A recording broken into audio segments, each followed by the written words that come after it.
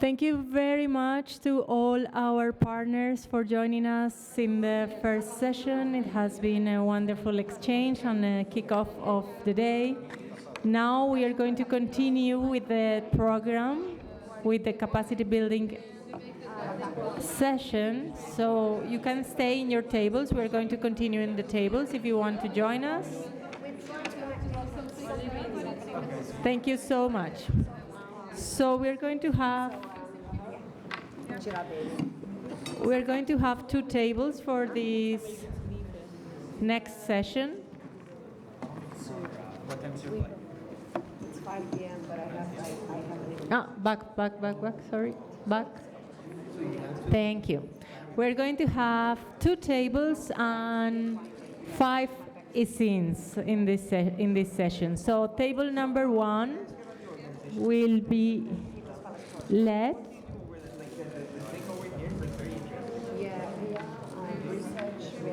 by UNU-EHS, so please join us in one table there, and second table here will be led by UNU-EHS, so please take your seats and prepare for the session. Thank you so much. Okay, everybody, thanks for joining. So as mentioned, we will have two tables, one table here led by UNU-EHS, the other table there led by the UNU-EHS. It's going to be fun, so please join us. Okay, everybody, because everybody wants to sit in the first table, we're going to do a big dinner here. Everybody, please, if you're staying for the academy, join us in this table. Thanks. Thank you. Okay, everybody, now that we are set at the table, please take your seats. We're going to start. This is going to be an interesting session about co-creating tomorrow. So, Shomang, if I can invite you to set the scene and explain what are our guests for this cooking session going to do.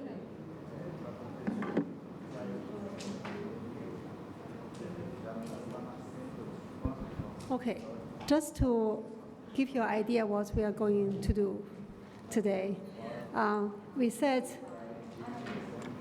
in the introduction of today, uncertainty is a good thing. That's where we can actually use our agency to change our future.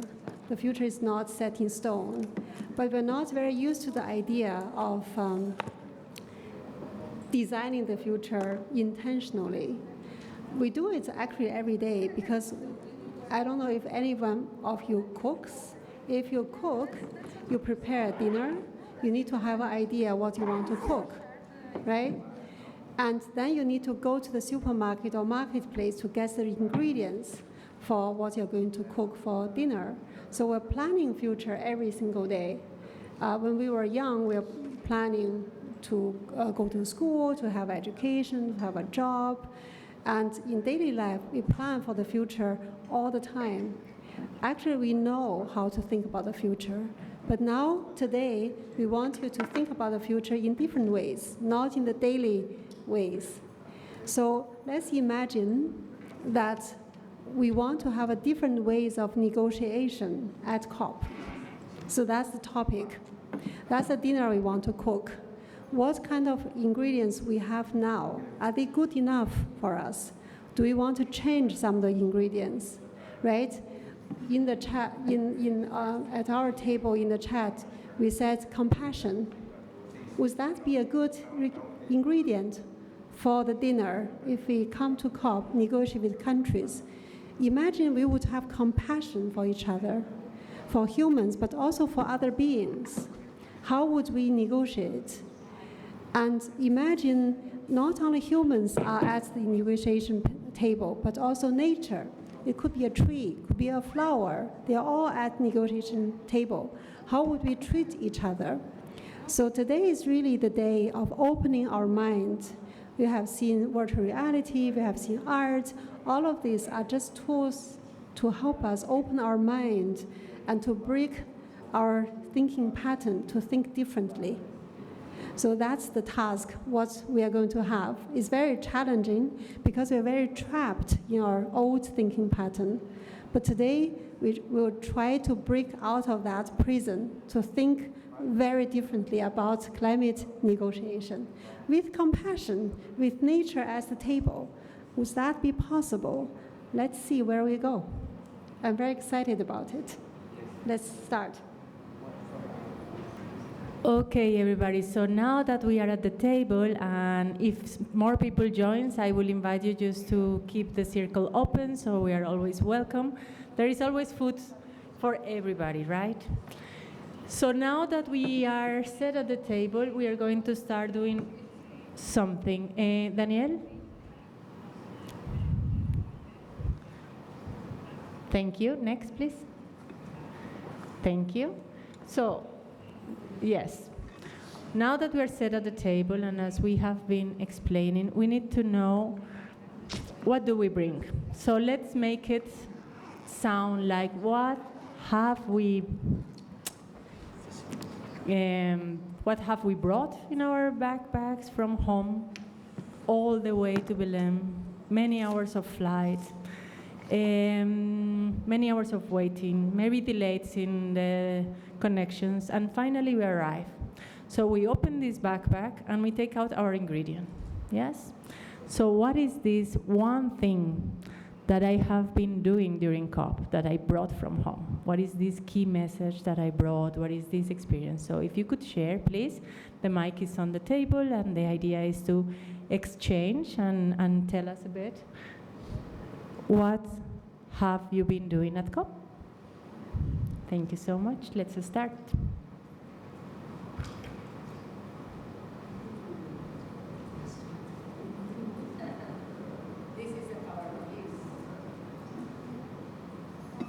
Hello.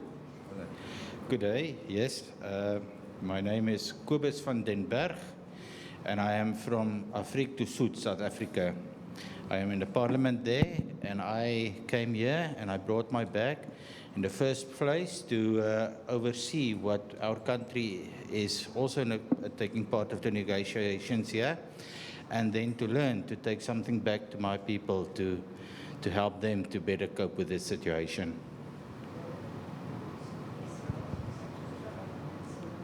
Are we doing this as a circle? Yeah. All right. Hello, everyone. My name is Selçuk. I'm from Turkey, based in Amsterdam. I came with actually an artivist project, a creative intervention called Book Block, which consists of making shields with book covers on them for the protests. So they were on the streets of Belém all week. So I guess I brought courage, solidarity, and resistance. Thank you. I don't speak English, but I'm from Colombia. I am the director for the National Corporation for Water, and I go to Red Nacional del Agua de Colombia.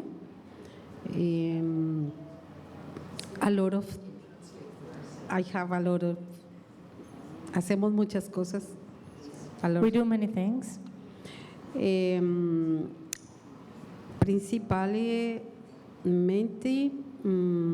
impulso proyectos and relationship and networking and public relations. But the project is the most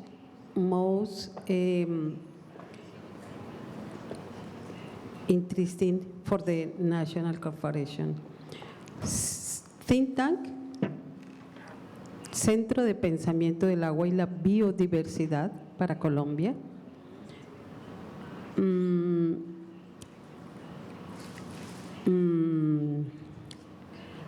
Agency for Water for Colombia, and International Commission for the Amazon Rivers. 8 countries, the Amazon. Okay. Gracias. It's all. Thank you. La pasas a la siguiente, por favor. Yes, she leads think tank for the Water and Biodiversity Center in Colombia. It's a corporation in which they aim to protect the Amazon. Yeah. She said something about representing indigenous. Yes, because of the location of the topic. Of course, it is a corporation joined by different forces. So sorry. Yes. Carmen, ¿te puedo pedir por favor que te corras para atrás con eso? Yes. I will take out the table because maybe we don't need a table. We don't need? Okay. Anna? Juliana? Okay. I will tell them. No worries. Hi, so my name is May Mariama. I'm from United Nations University Institute for the Advanced Study of Sustainability, another UNU but in Tokyo. I'm here at the COP, and so far I've been engaging with the 2 youth undergraduate from our network, and then, I came here to advocate meaningful youth participation. Very nice meeting you.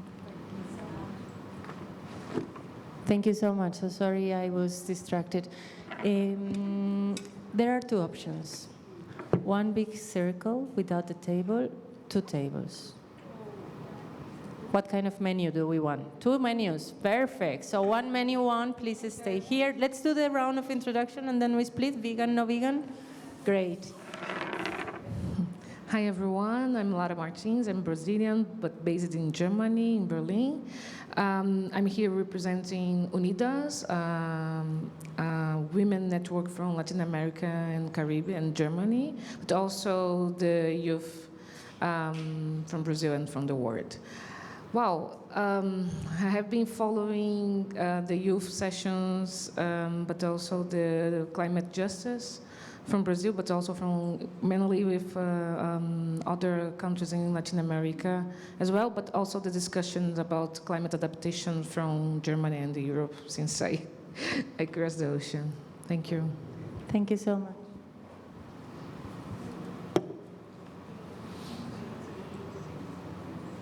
Perfect. So we have another option, 2 physical tables in 1 big group. Do we agree? Okay, we will bring another table in, sorry. Okay, morning everyone. My name is João Pedro Cavalcante. I'm from Rio de Janeiro City, a southeast city in Brazil. I'm here at COP30 following the President Youth Climate Champion main highlights. So we just had this instance into the COP presidents. It's a youth, it's an instance responsible for engaging youth into climate negotiation, not only the negotiation, but also the action agenda. So we are divided into biomes in Brazil. We have representative into biomes. We have the international part. We have also the communication one. So I'm here trying to engage with our constituency. So Yongo, that's the constituency of UNFCCC, and trying to bridging ideas and try to covering some gaps. One of the words that we are talking and hearing a lot of these days, gaps between Yongo as a constituency, Brazilian youth as an ecosystem and movement, and this third part, the President Youth Climate Champion mandate. And by the way, that's also my birthday today, so thank you. So now we know for what celebration are we cooking today. Thank you so much for sharing. Sorry, before, yes, thank you so much. Just, you know, like in a big family, you have to extend the table sometimes when your relatives come, so this is more or less the same kind of menu. Thank you so much for your flexibility. Okay, so I am helping to facilitate this discussion together with Director Shonmen. I am another director of the Institute of the United Nations University located in Tokyo, Japan. And so our team, what we are trying to do this time in COP30 is try to synergize the different sectors related to climate, the change. So we had a session integrating the component of the health and well-being under the difficult climate, the change, the era, but also that we are also connecting the education program to the climate, the actions, both degree program and non-degree programs. Okay, so very nice meeting you, everyone.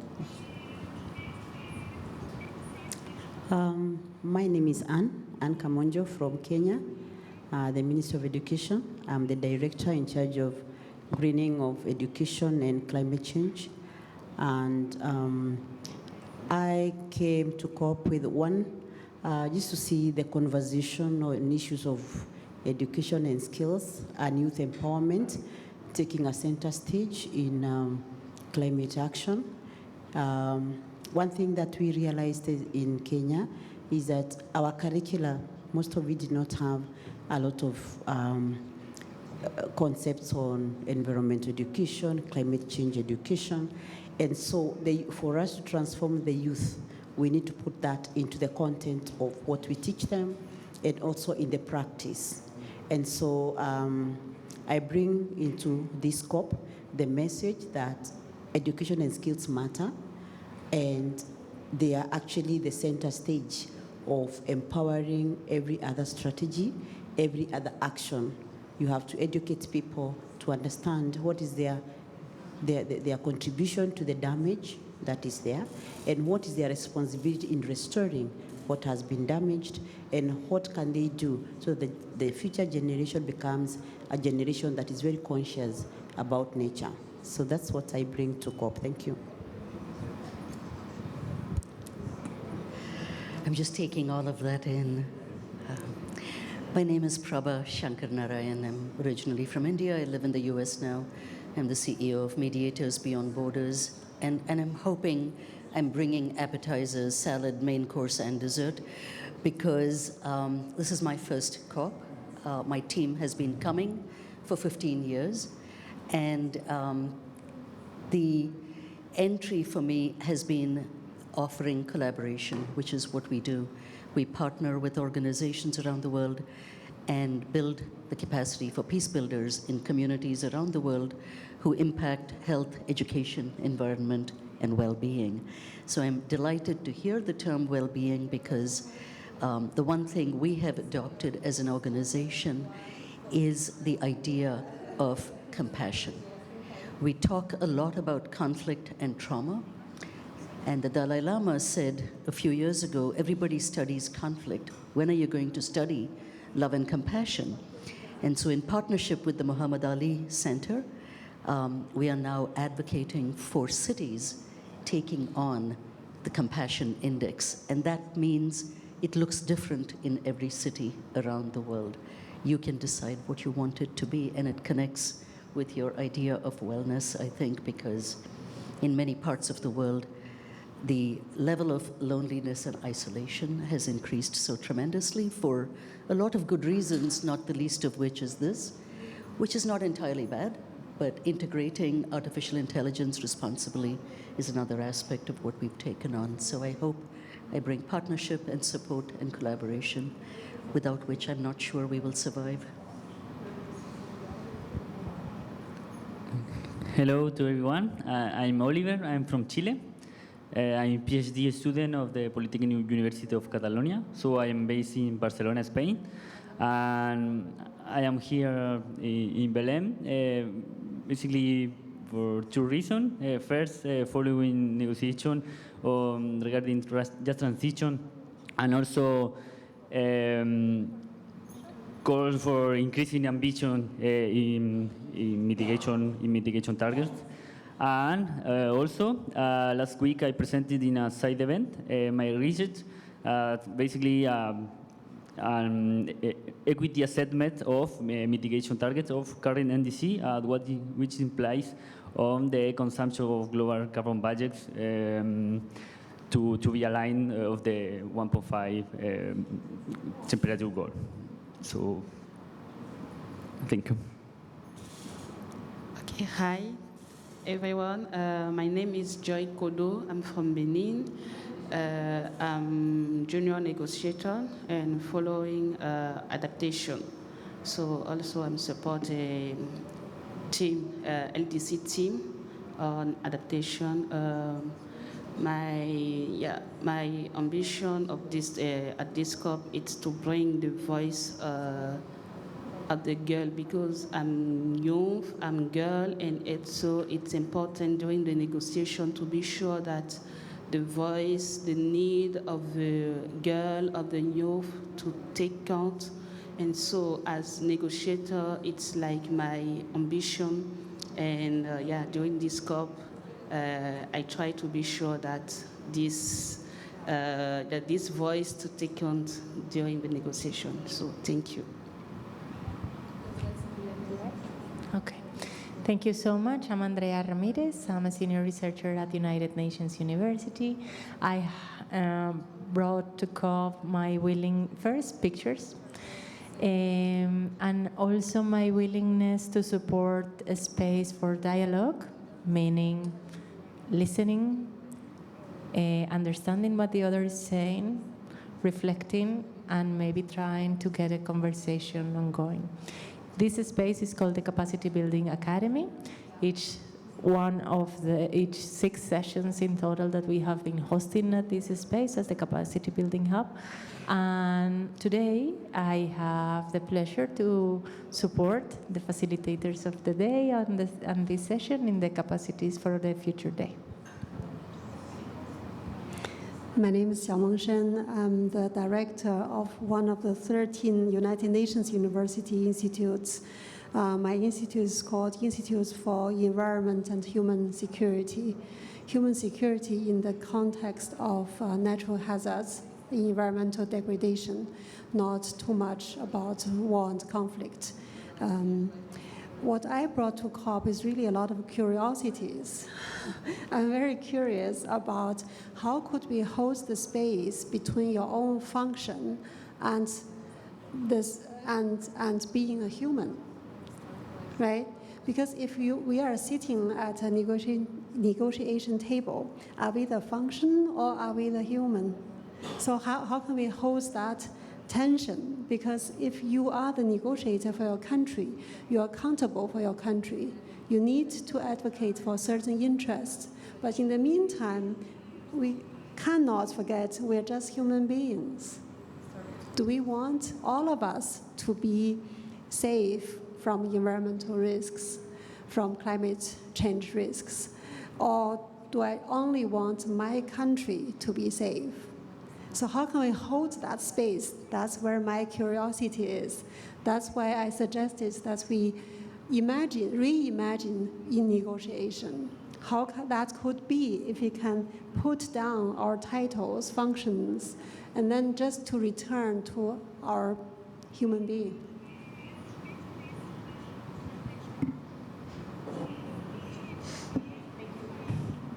Thank you so much for sharing. So I think the ice has been melted very fast at Belém because we are just long-term family friends, right?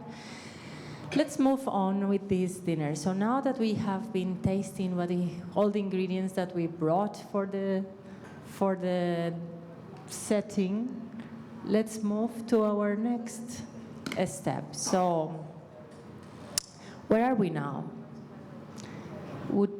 Would you like to reflect on how you feel, see, and imagine this present compared to how could things could work in a different way? Maybe there are some,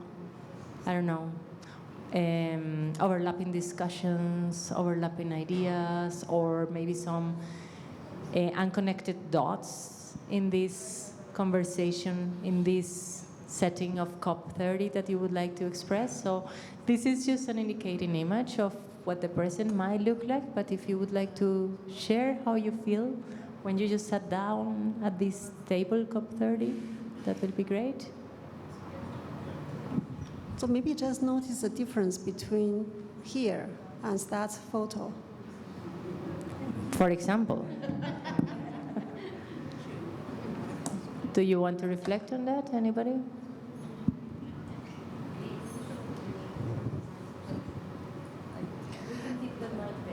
Okay. For me, the first thought I have is the diversity and how the negotiations and the decision take space have been so far, full of men, white men, and very formal as well. So I was also realizing during the introductions, the colors, how we transformed this space to our faces, our reality. So far, my first thought is this one.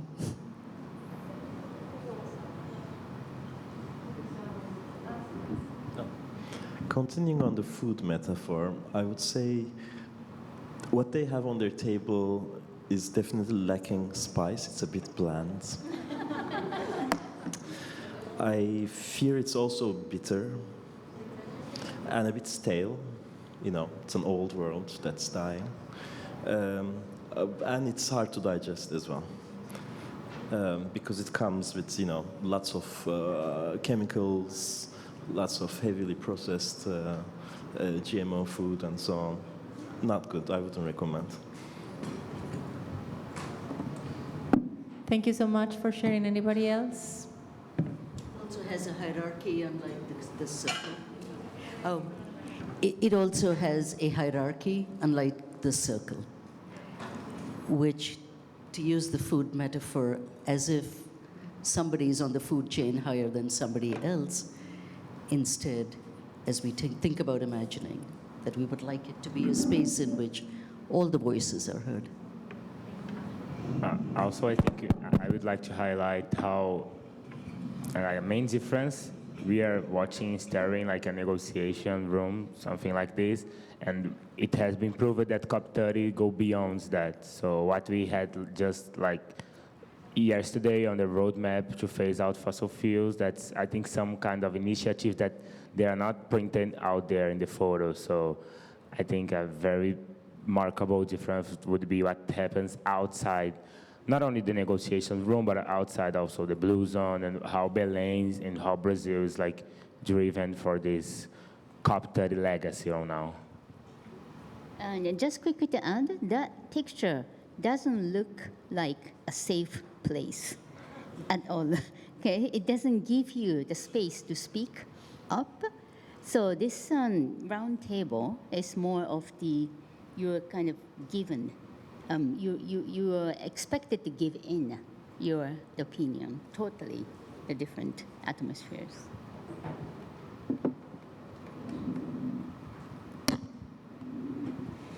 In that space, I cannot imagine that these people have imaginations. But we do need imaginations to tackle current crisis. Because if it would continue, then we would all go down the drain. So we need imagination and also safe space. I think that's a very good comment.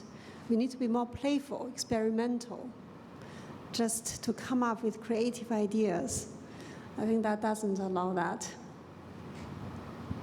I don't know, there might be one or two. Let's hope. Let's hope. So anybody else would like to share? No? Great. So now that we speak about imagination, let's start cooking. So what about if we think of reframing it?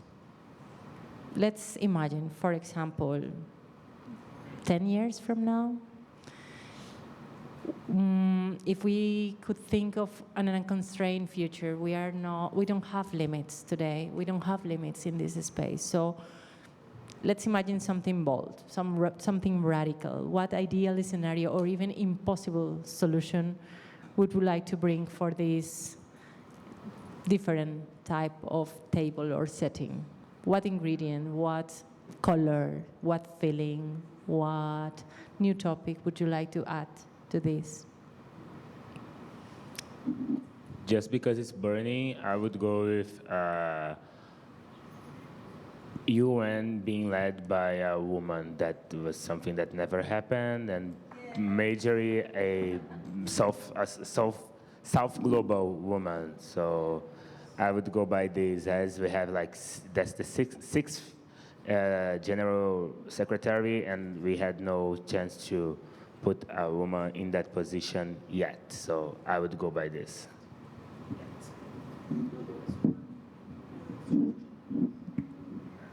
Okay, anybody else would like to suggest anything bold, creative, different? Let's imagine our moonshot. 10 years from now, something wild.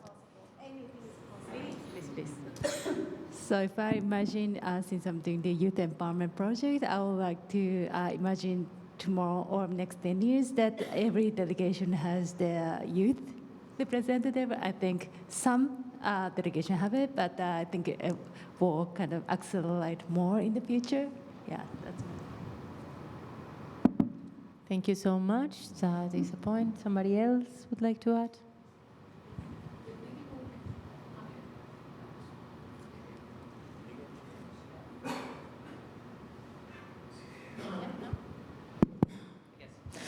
The big moonshot would be in 10 years, not need negotiations, right? So everyone would be included, would be in just far away, farther than the just transition. The transition would be over, would be very ambitious in 10 years, but this would be okay. Other challenges or easier challenges to solve. Let me just follow up on that statement. Okay, let's imagine there wouldn't be any need for climate negotiation. What topics could then be?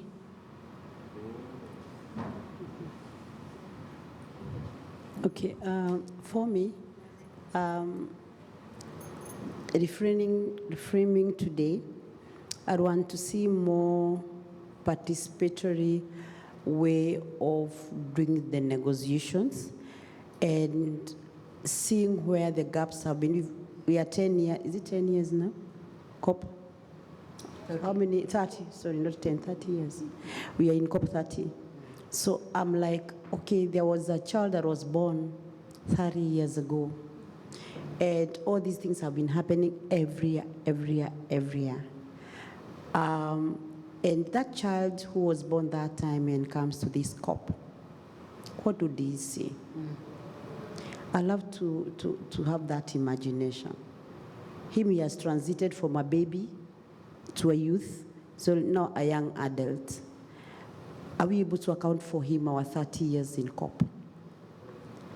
Then the second component I would want to see, I want to see more now action now. We've negotiated enough. Okay, they can still go on, but I think I would want to come to COP and seeing more of sharing. This is not what we've done. I see, I want to see more than the talking now. Come we see.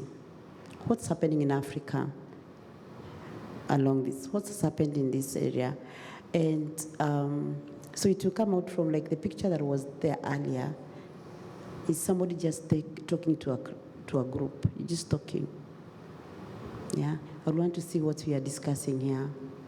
We are more discussing and sharing, and that's the sort of COP I would want to see, another COP 31.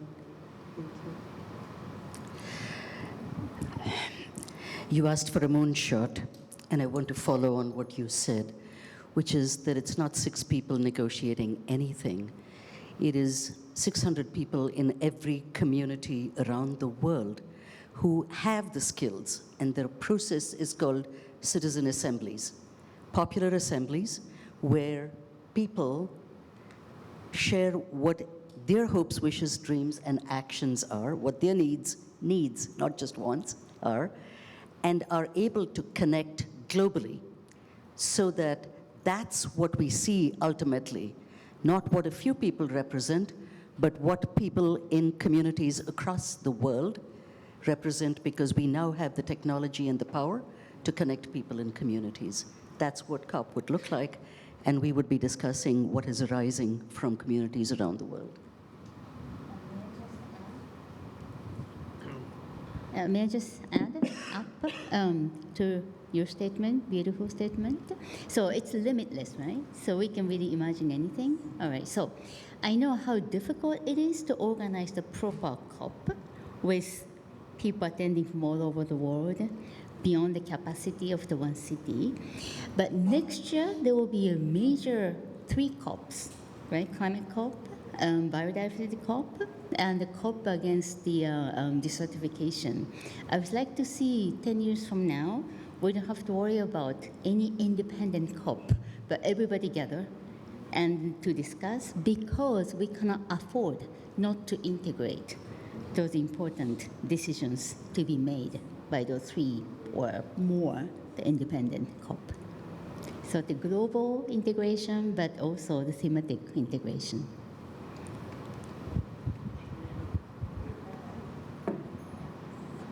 I just want to ask another question.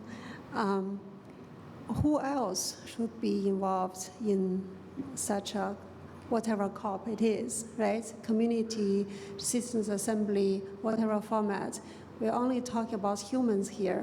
What other beings would you like to invite to the table?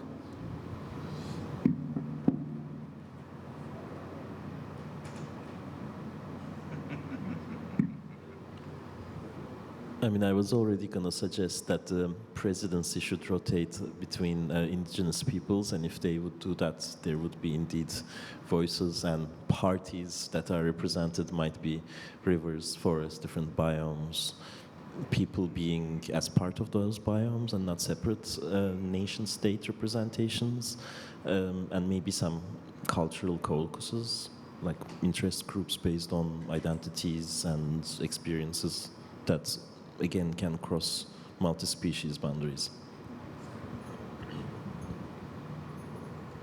As facilitator, I just try to ask questions, not providing input.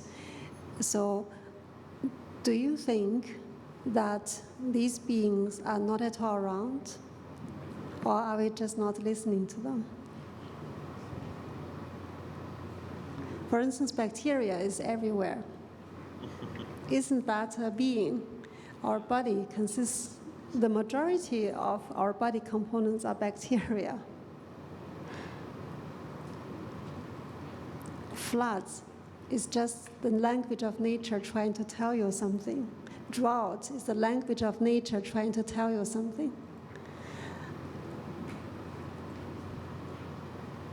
Just a question.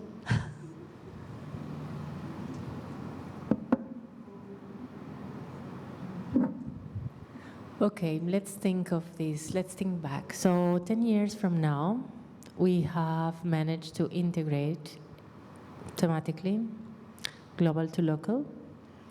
We are considering also a new coalition in which we are not only thinking of human-centered, but also including other beings. Now, let's do another round. 20 years from now.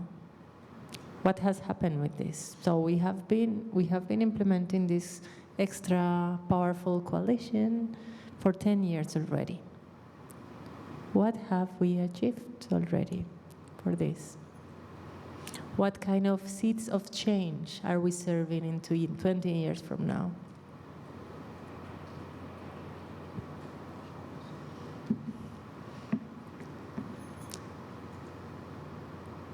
It's bold, radical future, so maybe it's a WhatsApp COP. Maybe it's an in-person COP everywhere in the world.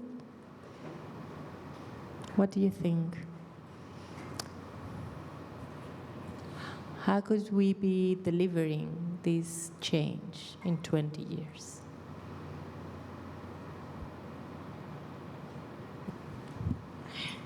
I can't help thinking the way you framed it, we wouldn't be delivering, we would be receiving what is happening around the world. Nobody's sitting here telling people what they need to be doing.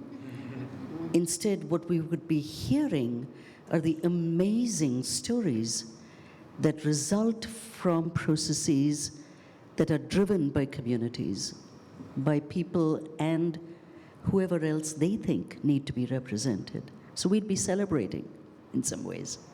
Amazing. Thank you so much. Anybody would like to add anything? No? Can you imagine that we gather together in 20 years and we're no longer negotiating? What would we be doing, celebrating? How do we celebrate? Think about that, right? That's a future we want. How would we celebrate? How would this COP venue, or if we still use such a venue, look like? Because I'm facilitating. But it's just an idea, probably. Okay, we are talking about the negotiation from the country's agenda perspectives now, right? But probably 20 years from now, this boundary, perception may be very different because countries, rich countries like us, Japan, we're disappearing because we are losing the population really rapidly, really massively. So this idea of the border and this idea of the country-oriented, like territorial-oriented concept may be totally different. Because there are some things we have never imagined, including those digital transformation, have happened much faster than we had experienced.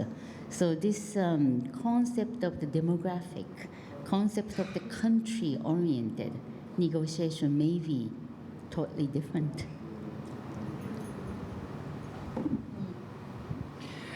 Let me be the devil's advocate. So history has shown us that humans need something to drive them, to motivate them. So are we not in 20 years going to be looking for what is a common thread so that we can form cohesion to organize around something? The question is, what is going to be that thing that is going to help us to organize? Now we are organizing towards COP and climate change, but what is going to be the common thread then? Following on that, I think in the future, I cannot imagine being here, coming up together, almost 200 countries. And not only because of the bad scenario that we all know it's going on in our minds due to the news, but as we will be celebrating our implementation, we have to take these kind of methodology to the territory. So I think the best way to celebrate the impacts is to have a COP, I don't know, in the indigenous land of Xingu in Brazil, or maybe in another territory, I don't know, around the world. So in 20 years, I do think that there is a very optimistic way that doing these, as we do negotiation, presenting activities with panels, with cultural, with all that we understood on this 30 years that we are regulating and the UNFCCC, and more recently with the Paris Agreement, I think the next step would be to territorialize that on the most vulnerable territories. That's great. I just want us to imagine that future. Let's say 10 years from now, we have achieved all of what we have wished. Your question was great. What would be the common thread? Because humans are very used to having an enemy. That's where our energy, we draw our energy from, right? That's kind of part of our human nature. But when that energy is gone, what would be the common thread? Can we imagine a celebration of humanity and everything is good? Can we imagine that?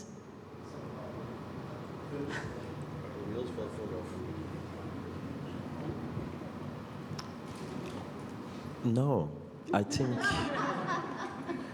struggle makes us human, and an empire that lasted 500 years cannot be dismantled and the world cannot be healed in a few decades. Let's not fool ourselves. So we will have lots of reasons to come together to indeed hear the good stories of how are we dismantling the empire, but it's not going to happen overnight. Yeah.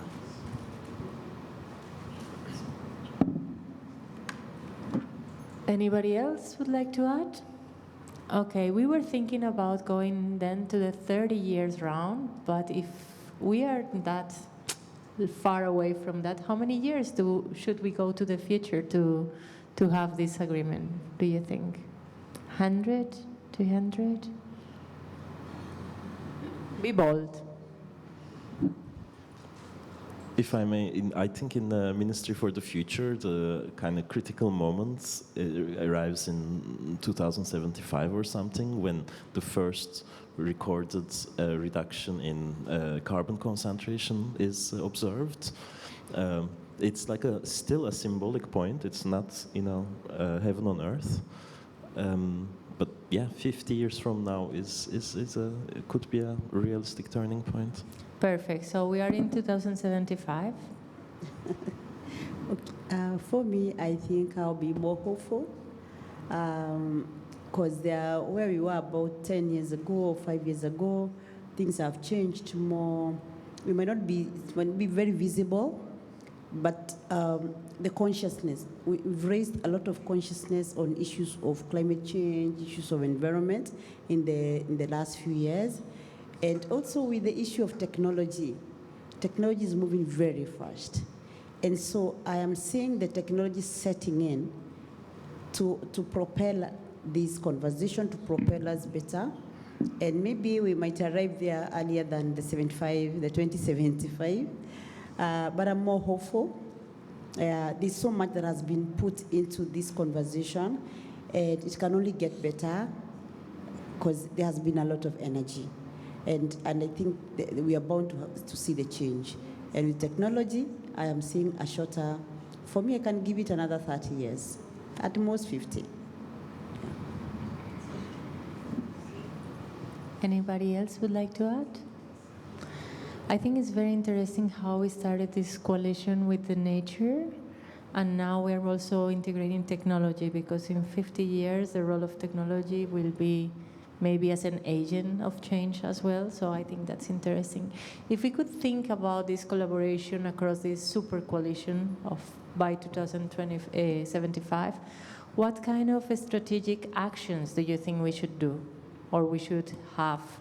Because they have in the future, well, in 2075, we're going to do the 50-year celebration of a global mutirao, which is a retro concept by then. So what do you think will be strategic?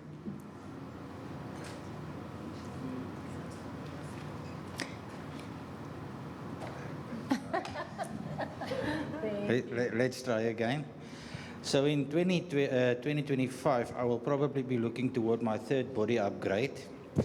And I'm thinking that we might be struggling by then to not lose ourselves completely into the world of technology.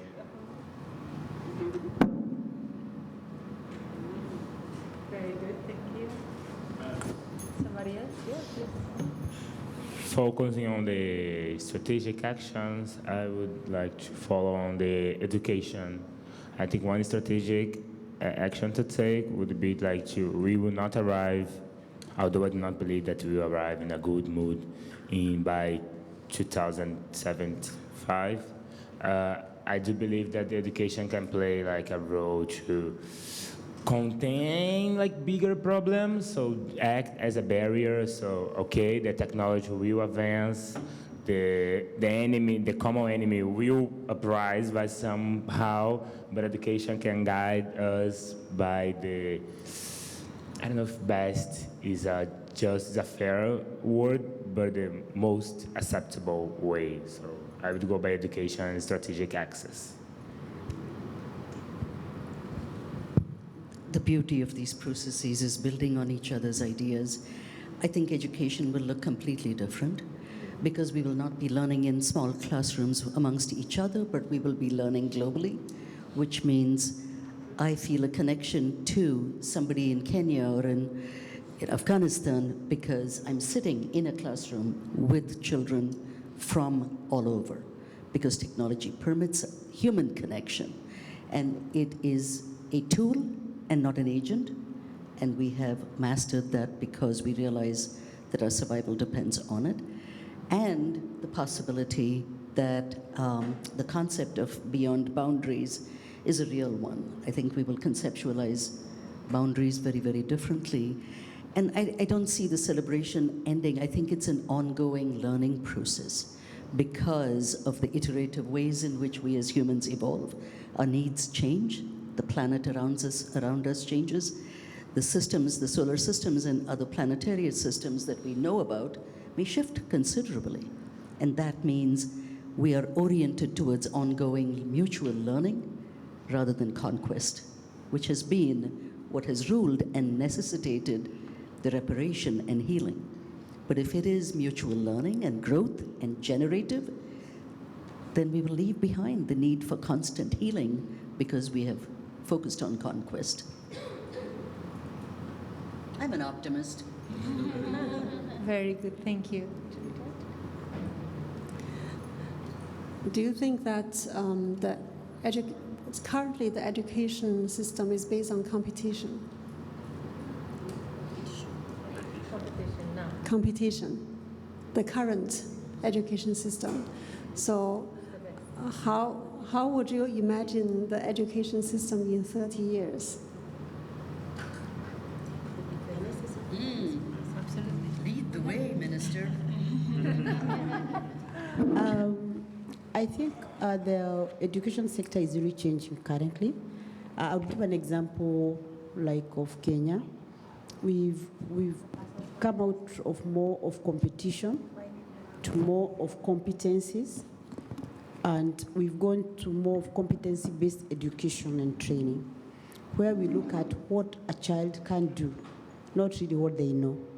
And so that might also change the conversation quite a lot. Because like my space where I'm teaching on climate change, issues of greening, one of the major initiatives we have, for example, is tree planting. And in tree planting, we have nursery establishments in our schools. We have orchards, fruit orchards and gardens. And these children are the ones that are manning those gardens. So they are manning the nurseries, so we train them on how to do the nursery. Then after the seedlings are there, we are able to show them where to plant and why not here, why not into a forest, why on a road. You see, that's already learning. And so it becomes a living laboratory as they are doing all these things. So to me, that should be the conversation now that we have to take, especially in the climate space. Let them be doing more than being told what to do. Let them know that in case at home, in my rural village, there is a lot of rain and there's flood, that young youth can know what should happen, what should have happened even. Even when they hear early warnings, what should they tell their parents to do? Because they learned it in school and they're able to do it. So I foresee a case where if the world can move from knowledge-based education to more of competency-based education and training, then the kids become more skilled and more competent with things than just knowing it. And if it gets into the university and the university can do research and need more innovations into this area of space, then I see a different world, especially in the climate change space. Yeah, thank you. Just to end, I think this language barrier questions will be less and less, because this time I was very much surprised to see how we were able to communicate with the local people when they spoke no word of English and when I spoke no word Portuguese. But those technology is really helping. So to add the statement, we are learning from each other because of the hurdle of the language. If that materializes well, I think the dynamism of who would lead those higher education, or who would lead the concept of this problem solving, the curriculum and so on, will be massively different.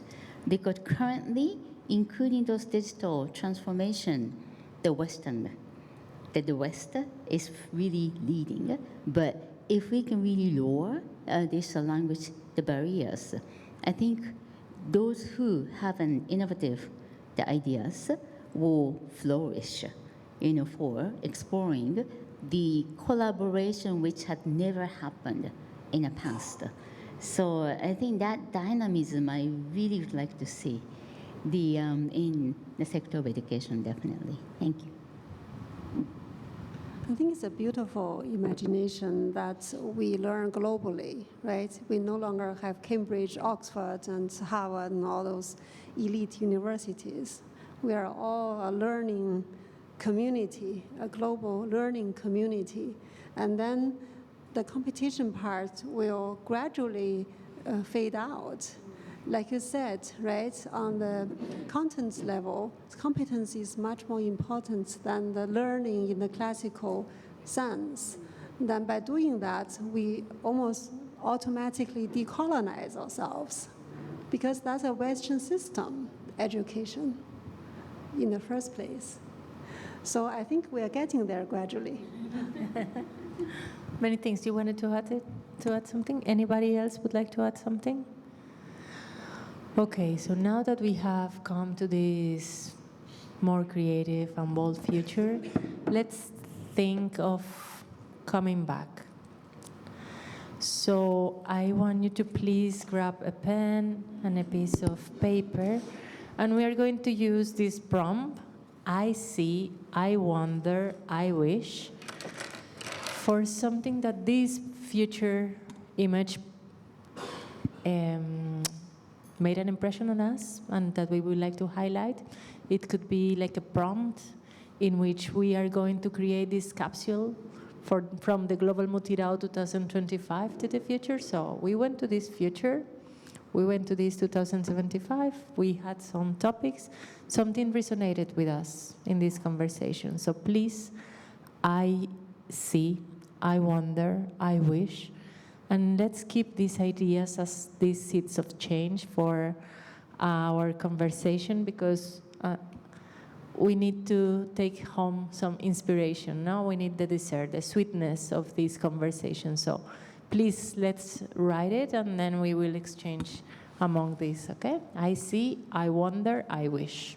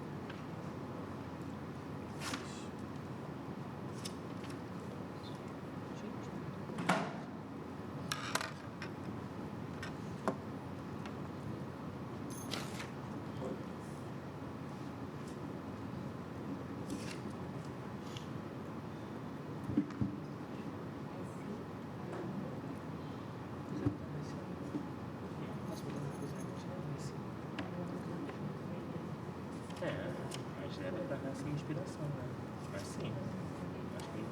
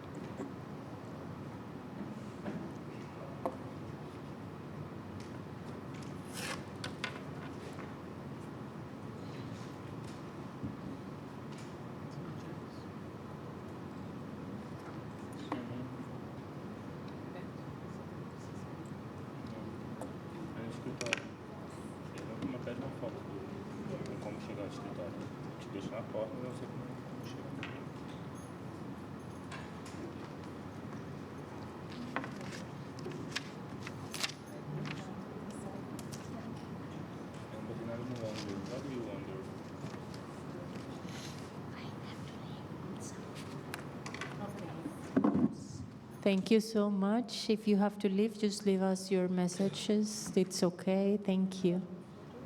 Let's have a group photo. That's a great idea. Yes. Before everybody leaves. Yes, please. Maybe you can keep your message for the photo?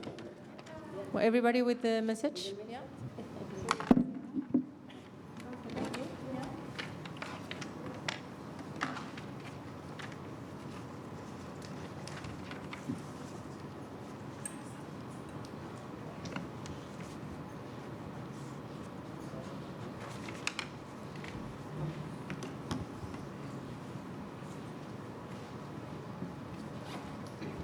Just 1 minute for a group photo, please, and then we can exchange. Thank you.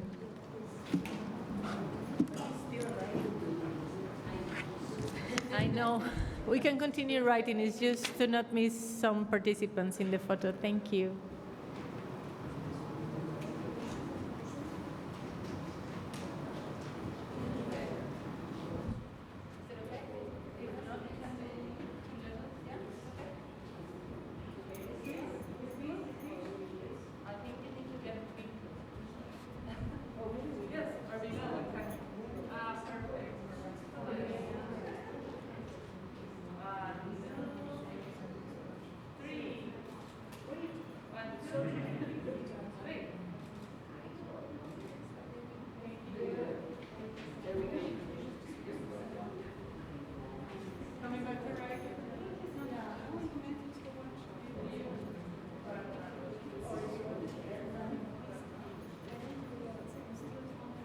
So much. Thanks for joining. If you want to share it, if not, you can just leave it. We will have it somewhere here. Many thanks for joining the session. This was a capacity building session by United Nations University. Yes, I think they are leaving. Thank you. Thank you so much. If anybody would like to share the prompts, it's great. If not, you could just please leave it. We will post it in the wall, and then later on you can see it. Thank you so much for joining. Thanks.